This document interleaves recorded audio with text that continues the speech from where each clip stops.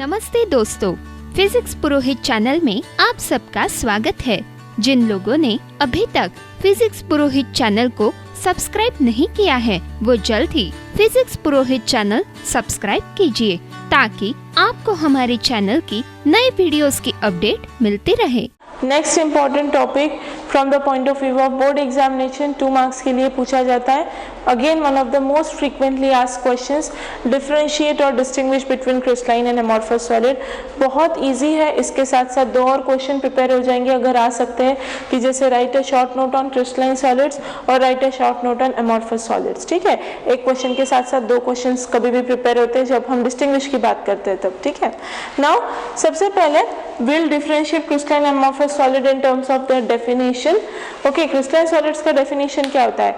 Regular ordered arrangement of particles over the long range. It is characteristics of क्या? Crystalline solid. क्या होता है crystalline solid में? Regular particle arrangement होती है, regular particle arrangement for a long range.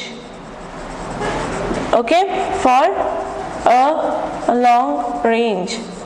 And यहाँ पे क्या रहेगा? ऑफ कोर्स इसका अपोजिट, यहाँ पे रेगुलर पार्टिकल अरेंजमेंट तो होती है no doubt, but for a short range होती है। उस वजह से कभी कभी एक इरेगुलर कैरेक्टर जो है वो शो करते हैं, इसलिए हम कभी कभी इनके अरेंजमेंट को इरेगुलर अरेंजमेंट, ये वर्ड भी जो है बहुत बार यूज किया जाता है। तो बट यहाँ पे इसके कंपैरिजन के लिए मैं लिखूंगी regular arrangement of particles for a short range order. क्या बोल रहे हैं हम? Regular arrangement of particles over a short range या फिर for a short range order. Okay, ये हो गया फर्स्ट डेफिनेशन के टर्म्स में जो है दोनों को डिफरेंशिएट करना। अब सेकेंड जो है उनके मेल्टिंग पॉइंट, बॉइलिंग पॉइंट के टर्म्स में। नाउ जो क्रिस्टलाइन सॉलिड्स होते हैं, क्रिस्टलाइन सॉलिड्स में अरेंजमेंट जो है उसके कंस्टिट्यूएंट्स की, एटम्स बोलो, आयंस या मॉलिक्यूल्स, काफ़ी ज़्यादा ऑर्डर्ड होती है। जैसे कि हमने बोला एक लंबे खासे रेंज तक इनकी अरेंजमेंट ऑर्डर्ड होती है, इसलिए इनका अपना एक कैरेक्टरिस्टिक ज्योमेट्रिकल शेप हो सकता है। एक और डिस्टिंग्विश का पॉइंट बन गया क्योंकि इनका लॉन्ग रेंज अरेंजमेंट जो है वो काफ़ी ज़्यादा यूनिफॉर्म है, तो हम बोल सकते हैं कि they have definite geometrical shape and size. हम बोल सकते हैं they have definite geometrical shape and क्योंकि अब अमॉर्फस सॉलिड्स का अरेंजमेंट क्या है? They have regular arrangement but over a very short range. मैंने इसके पहले भी स्पेसिफाई किया, इसी चीज़ के लिए हम कभी कभी टर्म जो है इरेगुलर अमॉर्फस सॉलिड्स के लिए यूज़ करते। सो क्योंकि इनकी जो पार्टिकल अरेंजमेंट होती है रैंडम होने की वजह से ये कभी कभी अपने खुद का डेफिनाइट शेप जो है वो पजेस नहीं करते। तो हम यहाँ पे बोलेंगे they don't have any definite shape, don't have any definite geometrical shape, they don't have any definite geometrical shape।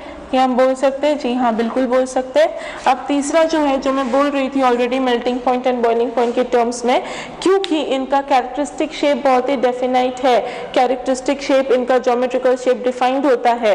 ये क्रिस्टलाइन सॉलिड्स जो है they will always possess sharp melting point and boiling point. इनका melting point and boiling point का value जो है वो बहुत ज़्यादा शार्प और प्रिसाइज रहेगा।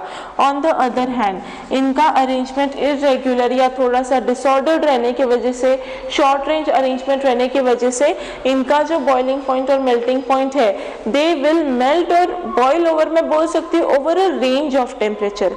इनका कोई प्रिसाइज मेल्टिंग पॉइंट या बॉइलिंग पॉइंट नहीं होगा, they will melt over a range of temperature. तो मैं बोल सकती हूँ can melt over a range of temperature.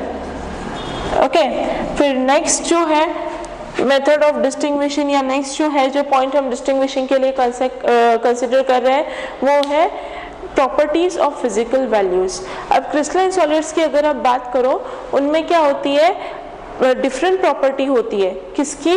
Different properties अलग अलग डायरेक्शन में जब आप मेजर करोगे तो उसकी वैल्यू जो है अलग अलग रहेगी। जैसे मान लो कंडक्टेंस मेजर कर रहे हो, रेजिस्टेंस मेजर कर रहे हो, अलग अलग डायरेक्शन में इन फिजिकल प्रॉपर्टीज की वैल्यू जो है वो अलग रहेगी।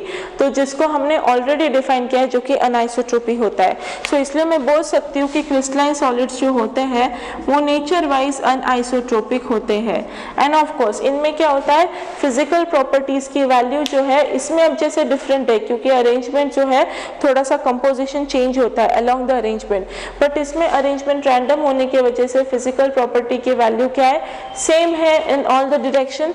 तो मैं यहाँ पे बोल सकती हूँ कि they are isotropic in nature, क्योंकि इनमें फिजिकल प्रॉपर्टी की वैल्यू क्या होती है, सेम होती है in all the near by directions. ठीक है, देन नेक्स्ट जो है यहाँ पे मैं बोल सकती हूँ कि क्रिस्टलाइन सॉलिड्स जो है वो ट्रू सॉलिड्स है, राइट, क्योंकि वो क्या करते हैं, एक परफेक्ट सॉलिड की तरह बिहेव करते हैं। परफेक्ट तो नहीं बोल सकते हम खैर कोई सॉलिड को, बट एक परफेक्ट सॉलिड की तरह बिहेव करने की कोशिश जरूर करते हैं। उसमें एक हद तक ये सही जो है साबित होते हैं उनके अरेंजमेंट की वजह से। एमॉर्फस क्या रहेगा फिर, फेक सॉलिड्स जिसको हम बोलते हैं दे आर स्यूडो सॉलिड्स। बहुत बार ये टर्म सुना होगा स्यूडो सॉलिड्स।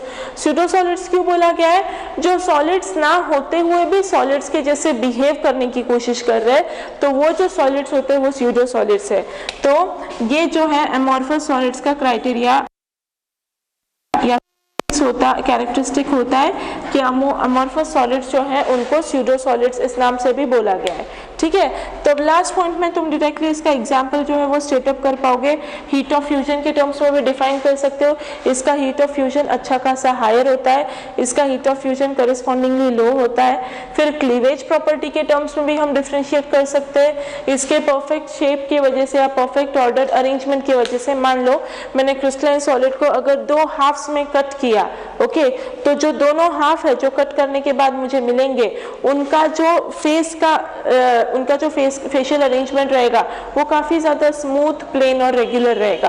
बट अगर मैं एमॉर्फस सॉलिड्स को ब्रेक कर रही हूँ दो हाफ में, तो जो दो हाफ्स मुझे मिलेंगे उन दोनों भी हाफ्स का जो सरफेस रहेगा काफी ज्यादा इरेगुलर देखने को मिलेगा। तो ये उनके क्लीवेज प्रॉपर्टी के टर्म्स में क्या कर सकते हो, तुम दोनों को डिफरेंशिएट कर सकते हो। When cut in two halves, halves will be क्या, smooth and plane, halves will be smooth and plane, इसको क्लीवेज प्रॉपर्टी बोला जाता है। मैं बोल सकती हूँ ये, ठीक है। देन नेक्स्ट इस केस में क्या होता है, जब है ना तुम क्रिस्टल को ब्रेक डाउन कर रहे हो उसका दो हाफ्स में, तो इसमें जो इंडिविजुअल हाफ्स ऑब्टेन होते हैं उनके सरफेसेस जो है आप ऑब्जर्व करोगे थोड़े से इरेगुलर होते हैं नेचर में as compare to that of crystalline solids. Okay, अब एग्जांपल कंसिडर करो, परफेक्ट ऑर्डर कोई भी अरेंजमेंट जैसे NaCl हो गया, KCl हो गया, क्रिस्टलाइन क्वार्ट्ज हो गया, ऐसे हम बोल सकते हैं, ये सारे क्रिस्टलाइन सॉलिड्स में आ जाएंगे। एंड एमॉर्फस सॉलिड्स में क्या आ जाएंगे, ग्लास आ जाएगा, ठीक है, ग्लास आ जाएगा। फिर तुम रबर बोल सकते हो, प्लास्टिक बोल सकते हो। ये सारे जो है जो सॉलिड्स ना होते हुए भी सॉलिड्स की तरह बिहेव करने की कोशिश करते हैं, ये सारे एमॉर्फस सॉलिड्स के अंदर आएंगे। ठीक है, तो बहुत ज़्यादा ईजी है, पढ़िए ये 4-5 पॉइंट और 2 मार्क्स जो है वो आराम से सिक्योर कीजिए। ओके, होप सो आपको चीज़ अच्छी समझ में आई है। Thank you. Purohit academy, main branch Prabhat Chowk, MJ college road, Lokmanya हॉस्पिटलच्या बाजूला, जळगाव आणि पांडे क्लासेस जवळ, बंधन बँके शेजारी, ट्रॅफिक गार्डनच्या समोर, जळगाव।